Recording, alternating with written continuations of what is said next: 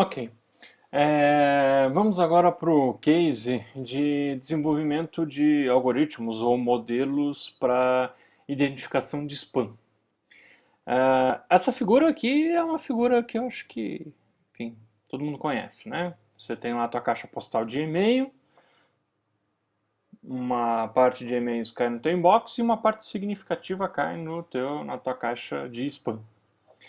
Ah, ou seja, spam é um negócio que nas nossas vidas, nosso mundo do século XXI é algo normal.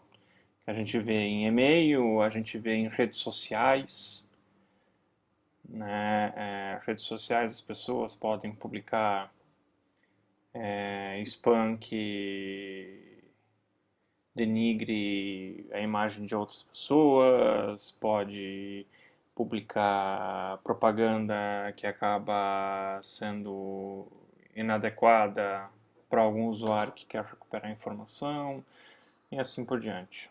Fora sites que são spammers, enfim, a gente tem várias situações, vários exemplos do que pode ser spam e não, você não precisa trabalhar em uma grande empresa provedor de algum serviço de e-mail para ter que eventualmente implementar algum algoritmo de identificação de spam. Talvez se você trabalhar numa startup, numa rede social brasileira, você talvez tenha que implementar algum algoritmo para identificar spammers ou spam. Bem, e como é que a gente faz isso, né? A gente faz uso de modelos preditivos para classificação, né? Modelos onde você tem um conjunto de atributos e esse teu modelo ele te diz se aquele e-mail, aquela mensagem é um spam ou não é spam de acordo com aqueles atributos e de acordo com um modelo que foi gerado a partir de dados históricos. Como é que isso acontece, né? Você tem, por exemplo, aqui, são os nossos dados históricos, neste conjunto de treinamento, que é utilizado por um algoritmo de aprendizagem para induzir um modelo. E esse modelo depois é aplicado sobre um outro conjunto, que pode ser um conjunto de teste ou um conjunto real de elementos que nunca foram vistos por esse modelo para poder dizer se aquele e-mail, aquele texto é um spam ou não é um spam. A forma de desenvolvimento aqui é ligeiramente diferente da forma como foi tratada no problema de agrupamento de mensagens de Twitter. Lá o nosso problema é um problema de aprendizagem não supervisionada. Eu quero apenas sintetizar a informação. Aqui não. Aqui eu sei exatamente o que eu quero aprender. Eu quero aprender quando uma mensagem é spam e quando ela não é.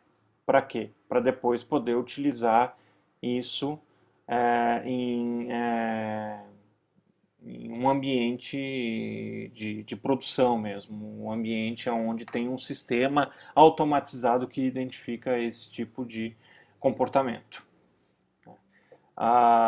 Então, na verdade, os nossos modelos eles fazem uso de técnicas que são capazes de, a partir de um conjunto de dados como esse, gerar modelos como esse, tá? Que no caso é a árvore de decisão. Mas o que a gente vai exercitar de fato nessa palestra é a criação de um anti-spam usando um algoritmo chamado Random Forest. É um algoritmo que gera uma floresta de árvores de decisão. E como é que esse algoritmo ele funciona? É diferente dos algoritmos tradicionais que induzem árvores de decisão, que fazem uso de todo o conjunto de exemplos e todos os atributos para gerar uma árvore de decisão, e daí por isso muitas vezes esse modelo ele tem problema de overfitting, É um problema que ele se sobreajusta muito para aquele conjunto de treinamento, mas daí na hora de generalizar ele não consegue generalizar. O Random Forest ele executa diversas iterações, só que a cada iteração ele seleciona aleatoriamente o conjunto de dados. Parte desse conjunto de exemplos, né, parte desse conjunto de exemplos vai para o conjunto de treinamento de dados e a outra parte vai para o que seria o conjunto de testes, mas aqui é chamado de out of bag, que é para estimar o erro daquela árvore criada. Só que ele, além de selecionar aleatoriamente o conjunto de dados, ou seja, ele não pega uma visão completa dos exemplos, ele também seleciona aleatoriamente um número de atributos definido por um parâmetro, que é o número de atributos que se deve levar em consideração. E daí ele cria uma árvore de decisão levando em consideração só aquele subconjunto de exemplos e subconjunto de atributos. Só que ele faz isso N vezes, ele não cria uma única árvore de decisão, ele cria 100, 200, 500 árvores de decisão. E o teu modelo acaba não sendo um modelo com uma árvore de decisão, mas com 500 árvores de decisão. E daí na hora de tomar a decisão, o novo exemplo, seja do teu conjunto de teste ou do teu ambiente de produção, ele passa por essas 500 árvores, as 500 árvores dão votos e dizem, cada uma classifica aquele exemplo segundo o seu modelo e no final, por um mecanismo de votação, o modelo como um todo decide se aquele exemplo pertence a uma classe ou a outra classe. Né? Esse tipo de algoritmo acaba tendo uma performance excepcional, não tem problema de overfitting, né? Consegue generalizar muito bem, porque cada um dos modelos olhou para uma parte do problema e no final você acaba fazendo um esquema de votação e garante que a corretude do modelo. Bem, vamos então para um exemplo de classificação de spam mesmo, usando a linguagem de programação R. Esse tem um outro script. Aqui nesse caso, eu não utilizei um dataset. Ele é um dataset real, mas ele é um dataset disponível num repositório de datasets que eles são tanto quanto acadêmicos. Eu poderia estar utilizando algum outro tipo de dataset, mas enfim, acabei utilizando esse dataset. Aqui você tem a carga, né? Então deixa eu mostrar aqui para vocês aonde é que eu peguei esse dataset.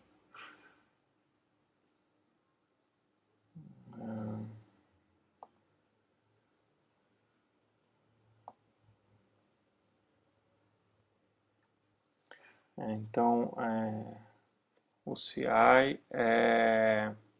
aqui, além do conjunto de dados, a gente também tem a descrição dos atributos.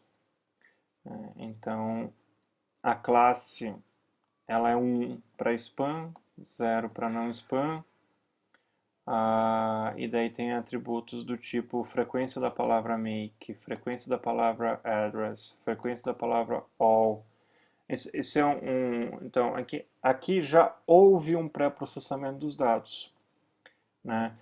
São e-mails, né? São e-mails escritos na língua inglesa e houve um pré-processamento dos dados e quem pré-processou esses dados optou por, para determinadas palavras específicas, make, address, all, our, over, remove, internet, order, mail, contar a frequência só dessas palavras.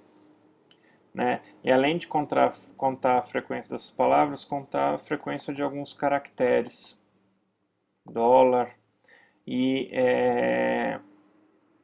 e também contar algumas características com relação a letras de caixa alta.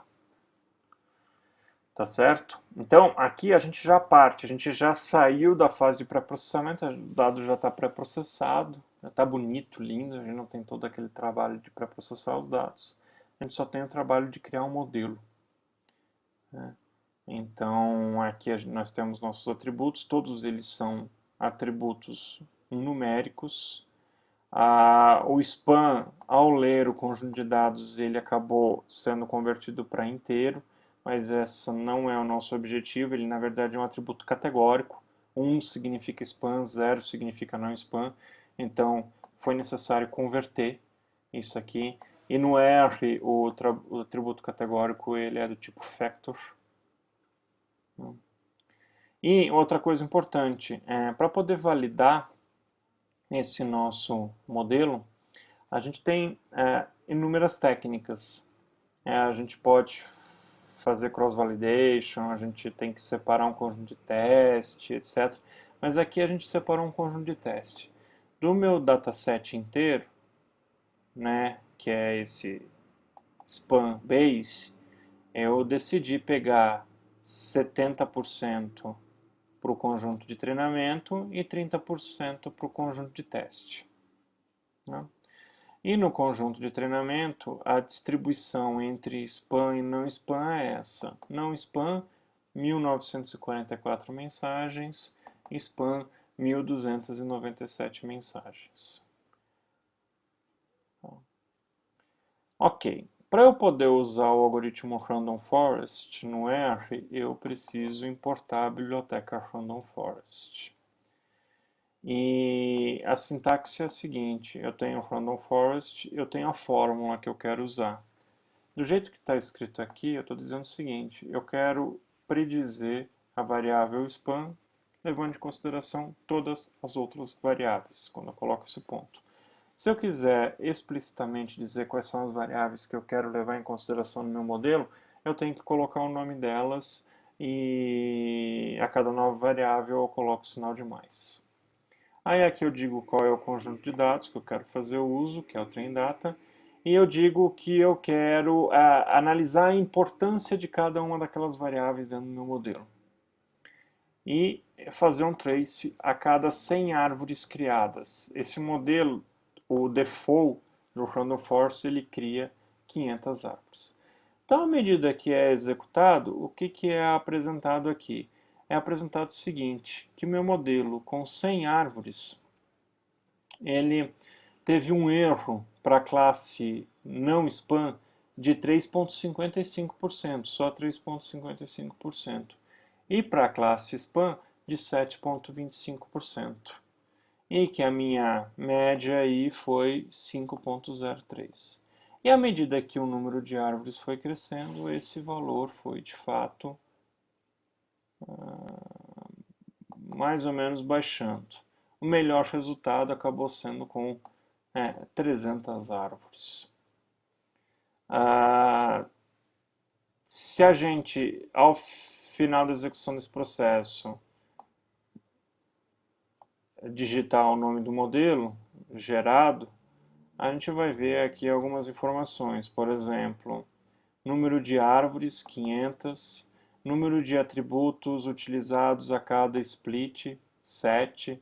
O dataset ele tem bem mais do que isso, né? Eu não sei dizer exatamente agora qual o número, eu teria que entrar no terminal para ver, mas enfim, 7 atributos, que o erro estimado dentro desse processo. Interessante aqui é o seguinte, que como você faz isso inúmeras vezes, e sempre mudando o dataset, no Random Forest você nem precisa fazer cross-validation, que seria uma técnica para medir o teu erro. Você deixa assim mesmo pronto.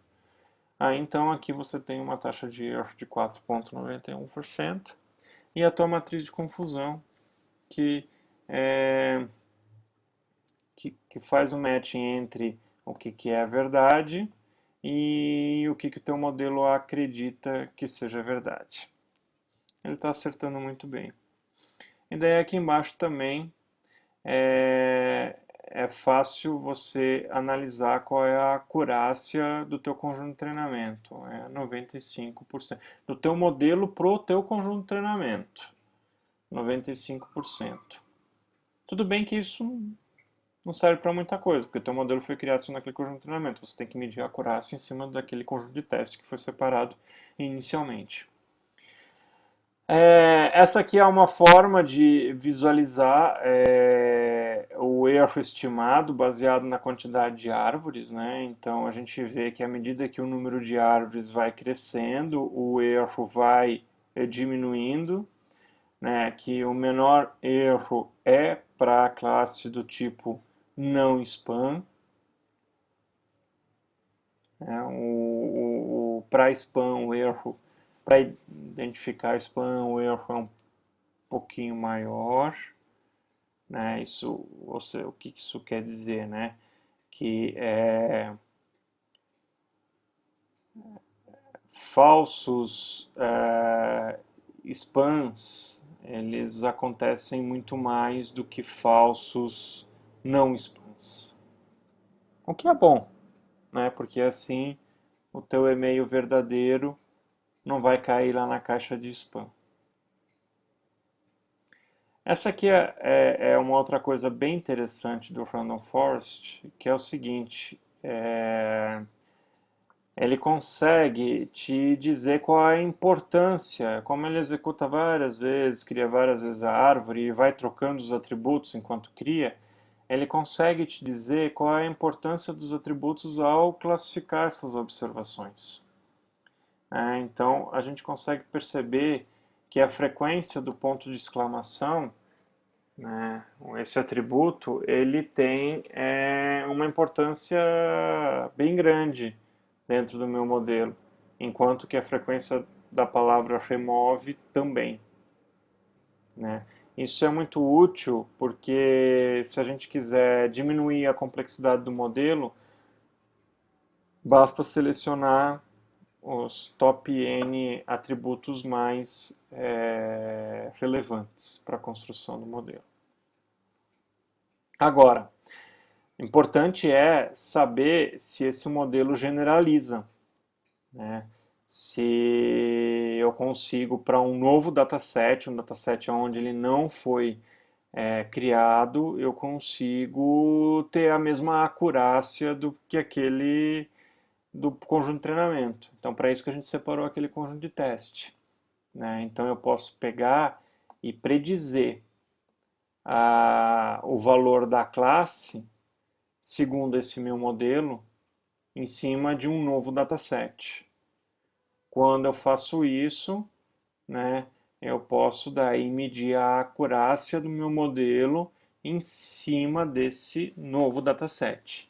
E nesse caso, a acurácia do teste foi muito parecida com a acurácia encontrada no treinamento. Ou seja, esse modelo ele conseguiu generalizar bem.